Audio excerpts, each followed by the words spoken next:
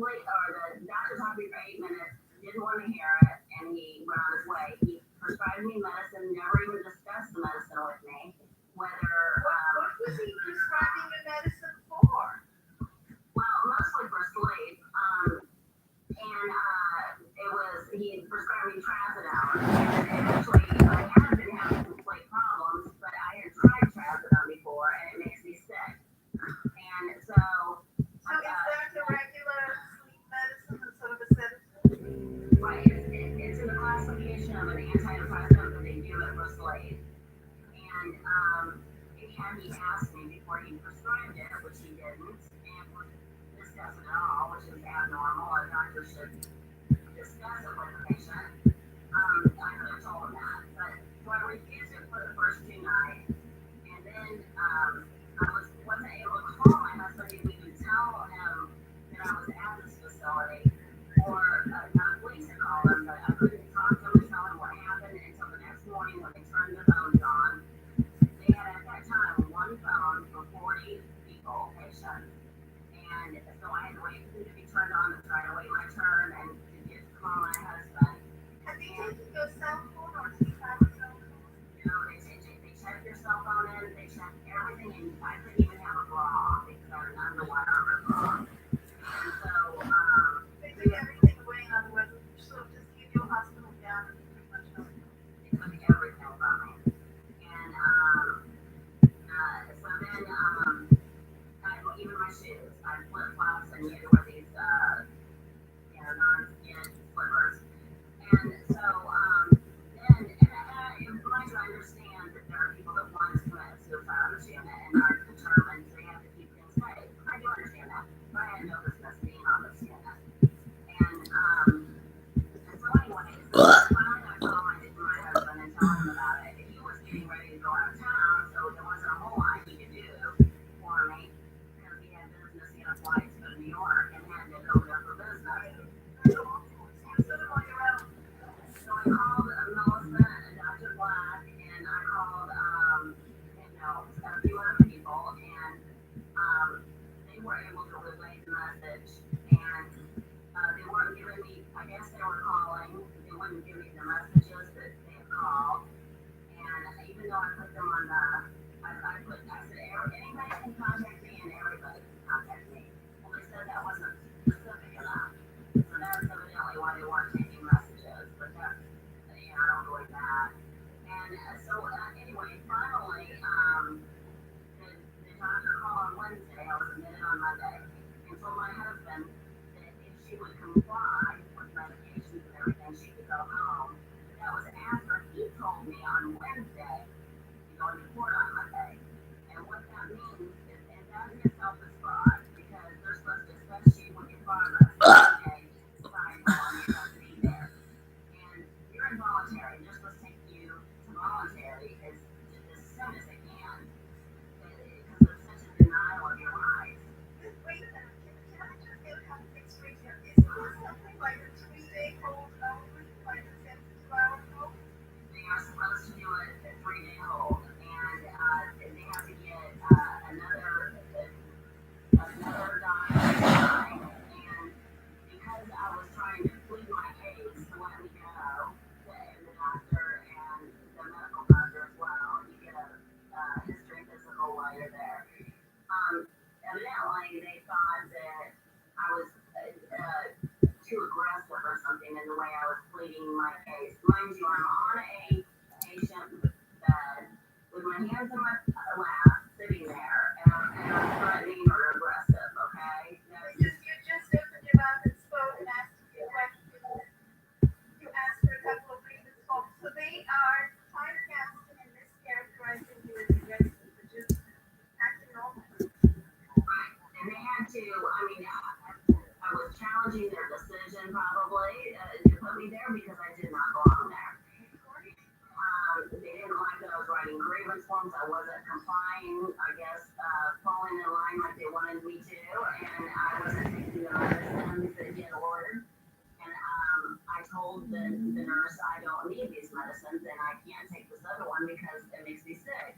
So finally, I was weak and I wanted to leave. I was like, I've got to go, and I've got to get out of here. So I trazodone he had ordered me, and sure enough, the next day I was sick and had a headache the entire day, clear up, through the night and the next day. So then he came in and he changed my medicine to Rimon, which is still classified as an antidepressant and stronger. And So before you get to the drugs once again, I'm so sorry, but it sounds like even the doctor was making some very fraudulent practice here. Because shouldn't they first of all strive to evaluate you psychiatrically and try to find out if there is in fact any need to keep you there? And if there isn't, they have to let you go by law. Why is it that you kept on focusing on medications and trying to move you from one medication to another? well, one of the reasons is because you have to, in order to show continued care with Medicare, they have to do a medication change, I believe, every 4 days. Wait a minute, so Medicare is somehow included in this, and that's the little bit we are missing here. Right. So are you saying that the involuntary code, in a sense, is a way to get people connected to Medicare? So if you're being written up in Medicare as a patient, as a Medicare patient, as soon as you're entering the hospital, as soon as you enter the hospital. Well, since I am a Medicare patient, they said Medicare is my insurance. They felt like, the main thing is you have to, in order to be there for continued stay, they have to change the medicine or show. So if I would have refused medicine the whole time, which I should have, they would say that they weren't treating me with Medicare.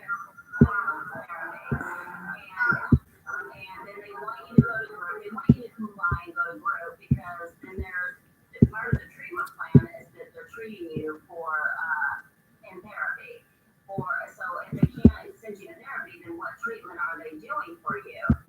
And then the other thing is just they want you to comply. I realize, but the thing is whether I would have complied or not, I believe they would have kept me the whole week because they can before you go to the judge. They can charge Medicare for 6 days or a week, and then Monday you have a judge. Well, a judge, if he was honest and justice, and had morals about everything, he would have known that it was inappropriate to keep me There at all. So they knew it too. So how could they send me before the judge saying on their behalf trying to make a case that I'm still need to be a patient? So their intention always to keep me the maximum days, bill Medicare, and then not have me go before the judge. So, but anyway, In other words, treat you as if you were a mental health patient who needed this care or this for this length of time, but in actuality, the whole thing is flawed from the beginning, because you were wrongfully arrested, wrongfully committed, wrongfully held on wrongful charges. And then nobody listened to you, the doctor wasn't listening to you, was anybody open to listening to you, the social worker, the nurse? well, I did know one nurse, and I don't want to call her name because I don't want her to get in trouble, but she was very kind. And from the minute I saw her the first time I was there, she said, just comply, do everything you're supposed to do, and maybe you'll get out earlier. But I said it was wrong. It was fraud from the beginning. It was Medicare fraud because I didn't belong there from the admission. And then it's Medicare fraud because they kept me there for a week and did not help me or let me go. My dog's barking. I hope you hear that. Really, so now I do. Okay, but anyway, so it was Medicare fraud, basically excluding my resisting arrest, which was done involuntarily. I did not mean that. Excluding that was wrong. I'm guilty of, but excluding that, basically it was like I was handcuffed and kidnapped and taken in prison. Now, mind you, if he would have taken me to jail, I would have been out so fast it wouldn't even been fun. And they know that. And so if you something that they can put you, if they have a problem with you in any way, they can put you in a psych facility, you're gonna have a psych record, and basically anytime they want to, they can pick you up. And I'm not trying to say this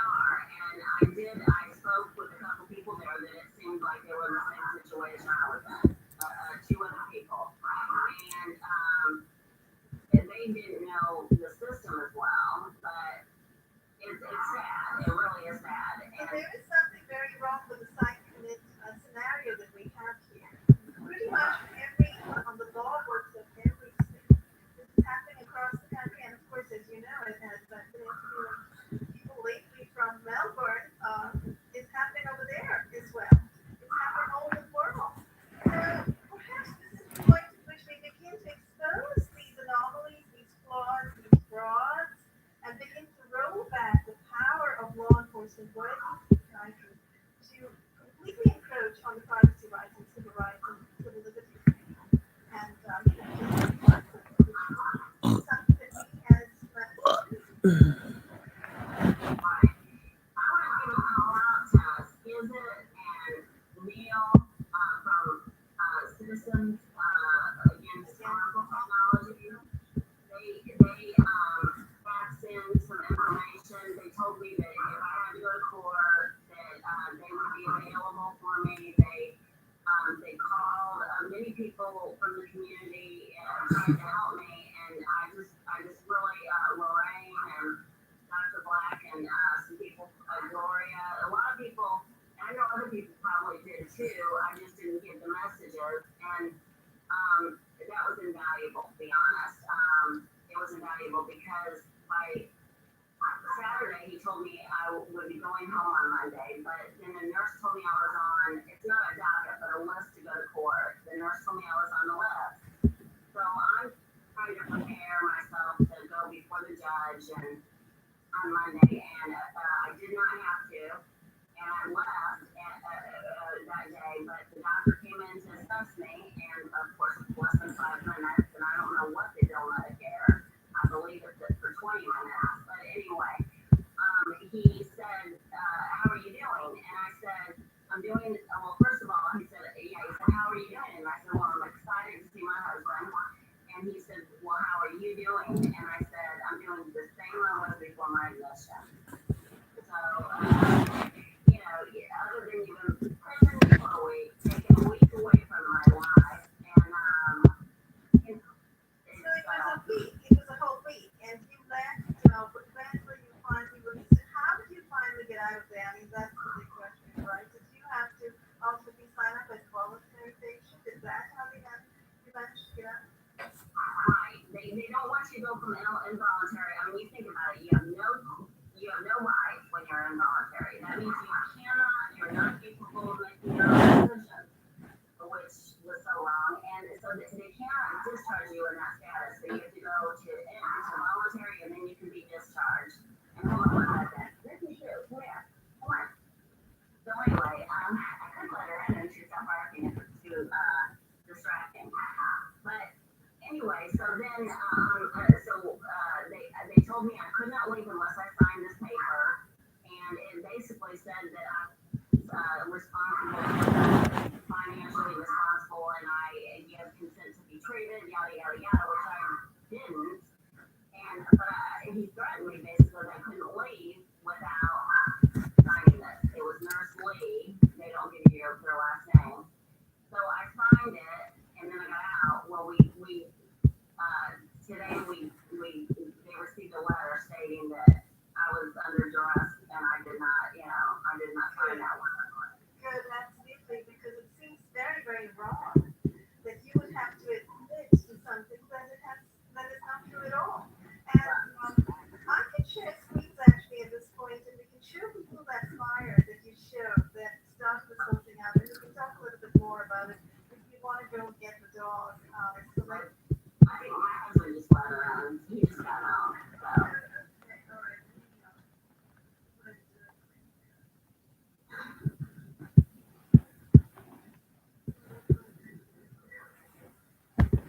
I'm gonna have to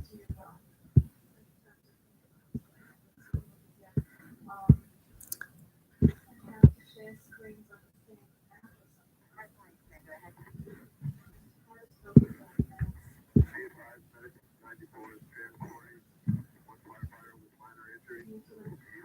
basically that whole question surrounding how you left and the fact that you had to sign this and kind of become a voluntary patient just in order to get yourself out of there seems highly irregular. Why is it that way for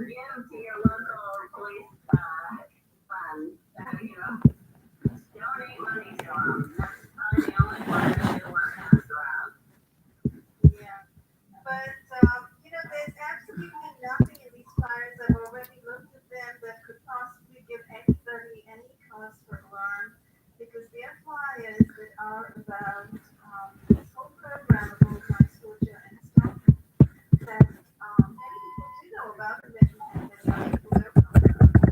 So, Yeah, they definitely, in my opinion, went to extreme measures for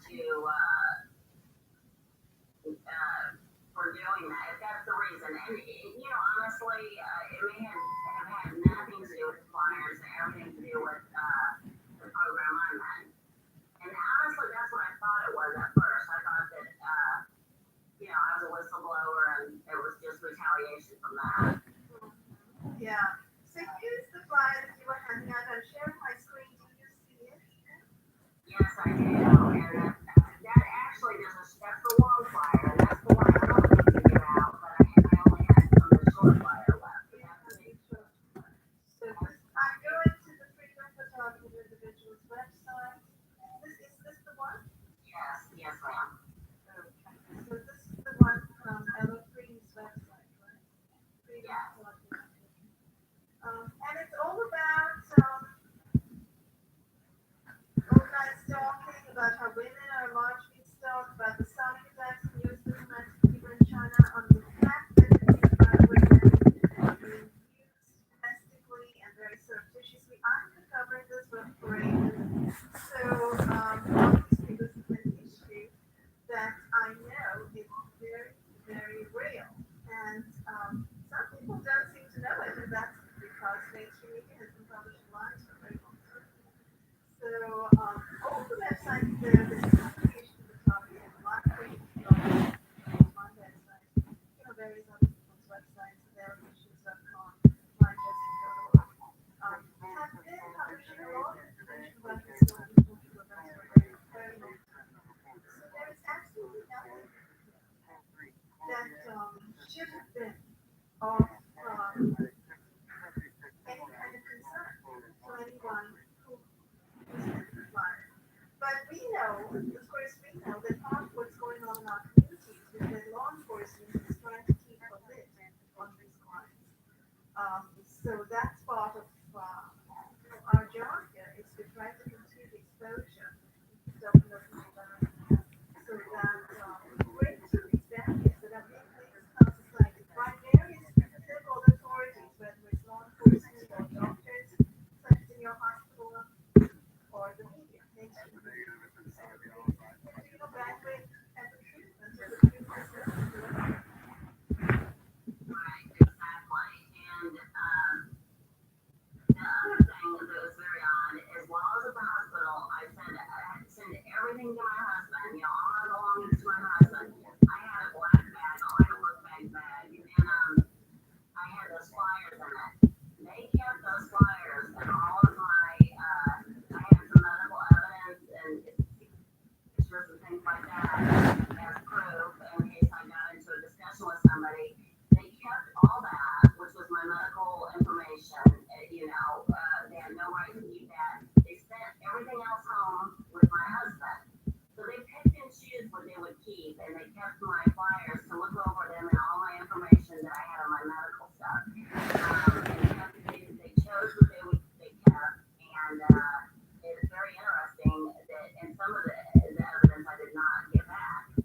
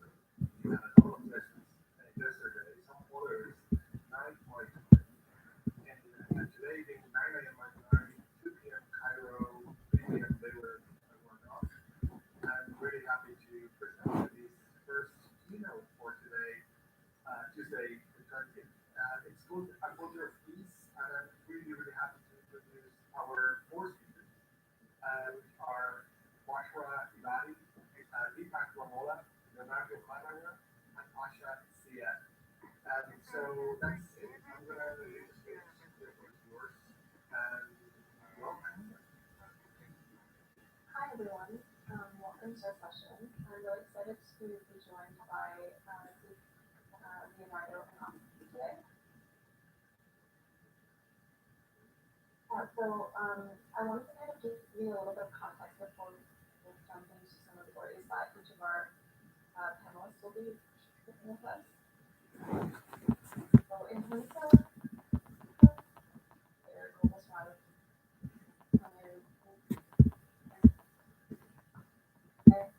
these an agency of specializes in around the world. My connection with culture is pretty frequent. So when I think about peace building in particular, me, my background is as a child of refugee, and in particular as first generation African Canadian. I've really been tuned to the impact that culture has in enabling communities to come together and develop resiliency in the face of conflict and other disasters or really resonated with me as I was growing up was the idea of being able to connect with each other through our culture. And so culture in its different forms.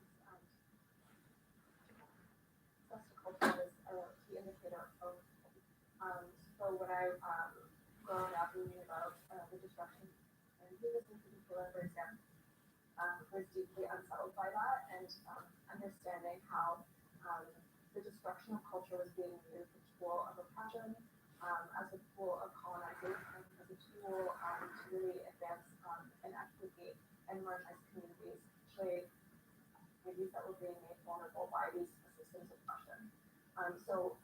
Much work for the last few years has focused on the role of culture in supporting peace building, and in particular looking at this notion of openness and how context openness in fact has been limited as a by colonial to open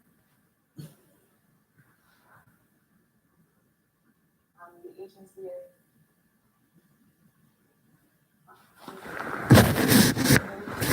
understanding the value of different expertise, different knowledges, and different cultures. With that, I'll kind of jump into the session and invite our first speaker, Deepak, to present about his experiences as it relates to really how he's been developing peace through open culture, open access, and open knowledge. And before I guess I invite Deepak to intervene, I also wanted to acknowledge the many Indigenous and to really ask our audience to center the agency of these marginalized communities, whether it's Indigenous communities, Black communities, people of African descent, Asian descent, South Central American descent, and Caribbean descent, and the work that we're doing, and not really we're marginalized of building peace and building equity. With that, I'll hand it over to Deepak, the founder and artistic director of Hote, and I'll let him speak a little bit more about his background and experiences. Hello everybody, good evening from all the way from India in the mountains. I just wanted to recheck if everyone can hear me here. If yes, please drop in again on the chat box. I can start with you and take you through my work. My work is titled Project View. Wonderful. Thank you for that confirmation, Mary. My organization is called Project Fuel, and what we do is we document, design, and pass on human wisdom from all around the world. For the last 11 years, I have been collecting learning knowledge from around the world through people's lives and stories. And the entire premise of this work actually started inspired by my mother, who was pulled out of school in grade 5 by her grandmother, who didn't want her to go to school and study with boys. So my mother never had the opportunity opportunity and the resources to learn in a very formal education setup. I would say she was the first beneficiary of the open access and open knowledge culture because my mother learned through the learning that people very openly, open-heartedly, and generously shared in the community and actually grew up across the world. What that did for her, however, it turned the entire world into a classroom. And let me just show you a quick picture of my mother in a moment. If you can see my slide, yeah, that's my mother who is my inspiration for this work and has created a lot of my projects and its manifestations. When I think of open access in building peace, you can hear me now, right? So, Max Norman, yes, wonderful. When we talk about building open access, especially in Indian context, but particularly, I would say all of our learning that we've had, whether it's religious text, whether it is learning through our ethics, our holy books, all of that knowledge is very much open access. In fact, to give you an example, one of the most famous epics of Indian ancient wisdom is a book called Mahabharata, which was composed by Vyas and written by Lord Ganesha. Most people believe across the world that Vyas is a person who composed the book. But I'm happy to tell you, Vyas is actually opposition. The 27th Vedas, his name was Krishna Guripayan, wrote or composed the Mahabharata. And many people, even in India, don't know that. And that is because in Indian ancient and contemporary wisdom philosophy, it believes that learning is nobody's copyright and to say. It is an inclination, a piece of awareness that you come across through your experiences, and that experience can be shared by somebody else, that learning can come through somewhere else.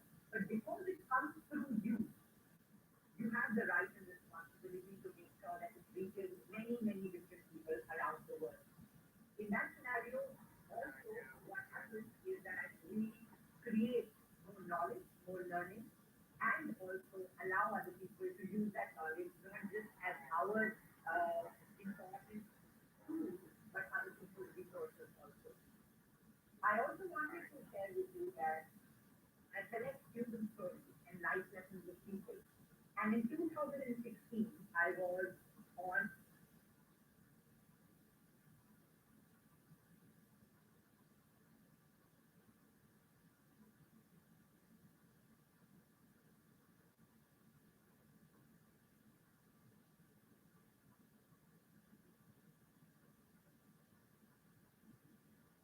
with these hidden refugees. I documented their learning and I designed them into educational curriculum that would be used. We even took it to the UN. But across the tours, I realized that there were many things I needed access to or I needed to learn to be able to negate, perceptions that were replicating groups or that build onto a traditional or a conventional mindset of how refugee integration could look like. And so with these people, what we were able to do was use the knowledge that was made freely accessible by communities across, right, European countries as tools for refugee integration. So these were statistics, these were analysis of refugee integration, these were reports by government agencies. Before they were out in the public domain, we were able to use them to design the curriculum to integrate children refugees and subsequently refugees from Eritrea, Africa, in 5 countries of Europe that I was working on. So primarily, what I'm trying to emphasize on is somebody who works with human wisdom, somebody who works with learning and stories. I can tell you that these perspectives, when they're openly available for the world to use in shared capacity, allow for newer innovation, allow for experimentation in educational policy, allow for inventiveness in art projects, and also allow for us to be able to create something that is having a larger legacy, that is having a longer shelf life, so to say, in its dynamic and evolving approach. The other thing that I've learned about how we can use open knowledge in building a peaceful culture is that this is the time you don't put one of the Creative Commons, indicated mark onto your document or your information, or if you don't sign an official contract. There is often room for negotiation, and people forget that. Till the time you haven't signed a legal document, there is room to negotiate what you are comfortable with.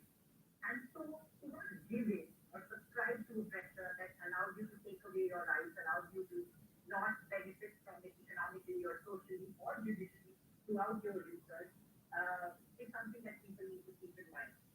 And lastly, I would like to share something from a personal experience.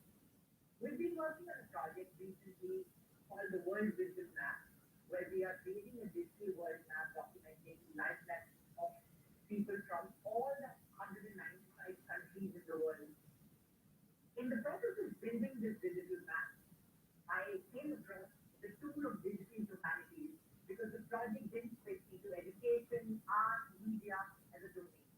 And so I wanted to learn about digital humanities, open access cultures of libraries like the Howard Library or the Google Books were so helpful in helping me understand and learn what digital humanities is, what that scholarship means, how to use it, and then subsequently build this project. So, both from a beneficiary perspective and a benefactor perspective, I think sharing this wisdom with people through an open access uh, platform and manner, and coming back from the Indian ancient roots of acknowledging the work has been very, very beneficial for me and has allowed me enough room for creativity.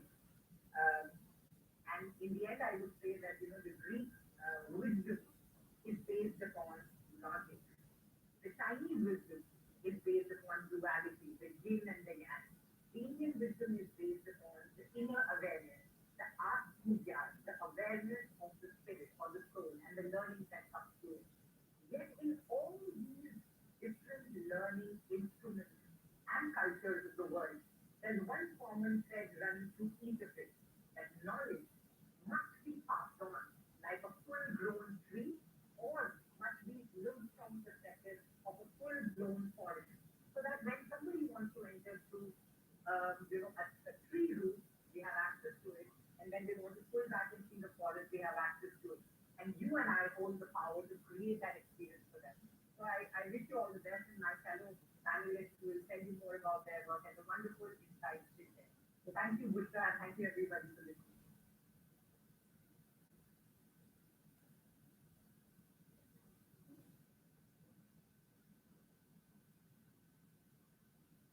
So much to bring the incredible work that you're doing. I love this idea of connecting knowledge with the idea of a tree and really looking at how it's deeply rooted in our respective communities, living that and allowing it to flourish. And so really collectively working together to grow these gardens or communities together. For our next speaker, I would like to invite Asha Saya is an award-winning documentary filmmaker. Her experience, the intersection between open culture and open access, and the work that she's been doing on really supporting and expanding dialogue around underreported stories of especially marginalized communities, including displaced people and people who are conflict affected. She created Memories of Mogadishu, which is a project she will be sharing with us today that examines the use of construction of a once cosmopolitan city by the smaller diaspora from the world. Without further ado, Asha, I'd like to invite you to.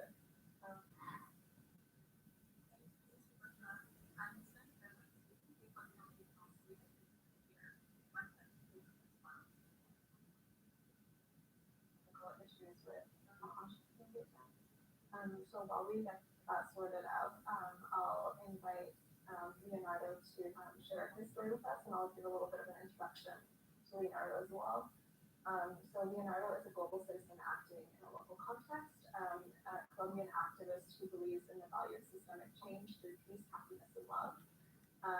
With his team at the Bogota Arts Foundation, they create a more democratic art world, one artwork at a time. And he is also serving as a youth ambassador of the Peace Palace and as a winner of the Youth Carnegie Peace Prize and 1 billion Act Hero Award. Leonardo, I'm excited for you to share some of your work with us. Thank you, Bertha. Thanks for that nice introduction. Can you all hear me? Okay, great. So yeah, I'm very excited to share this thing with you and take on what impact was sharing with you all. That importance of sharing knowledge and making knowledge available as the way to create. So I started this story with how I got people into this building as a young person. So it was back in 2016. In Colombia, we were having a referendum to approve the peace agreement that was going on in Colombia at that moment. And it was the first time that I started to get more engaged with what peace in my country was. It was the first time that the peace agreement was made available for everyone, and that it was widely shared. So by having access to this document, it was a 300 pages long document. Um, I was able to know what was that future that we were foreseeing as a country, how we wanted to deal with the conflict that we were experiencing. Yes, even if it was open access, there was a big difficulty. First, most of the population, they will not be willing to read a 300 pages document. And then secondly, the complexity of the text was such that a normal person wouldn't be able to grasp what was the sense of this. So at the moment, with a couple of young people, what we started to do was um, to start to talk about what the peace agreement. So we went to the open space. We went to the main square in Colombia, started to say, look, here's what the peace agreement is all about. It will influence these six key areas. And for that, we will be able to transition from using weapons to get power to using work to build policy. And that was a really interesting exercise because through this open dialogue, through this dissemination of knowledge, we were able to see first how pervasive were fake news and how people were telling stories about that were not even contained in the peace agreement that were encouraging them to vote in favor of it. So that was one big part. But then the second part, when you start to have a dialogue and when you start to have a dialogue with people who don't share your views, that really opens up a space for understanding and a space for you to start to imagine what will be that future of your country. Well, what we saw here was that even if people were not willing to acknowledge that, yeah, we need to use in this particular way, they were able to imagine how a common future will be like and brainstorm so much there. So that's the first point I wanted to make, that open knowledge and making this knowledge as available as possible to people is a way for peace to become mainstream and it's a way for everyone to feel that they have ownership on peace. then as a part of this exercise, we saw that there was a lot of polarization and that people were not really willing to talk with someone who shared really different views. And we saw this as an element that was the root cause of the conflict that we're experiencing in the country itself. For us, it was necessary to start to create this dialogue. And we started with an exercise called Cartas por la Reconciliación, Letters for Reconciliation. This was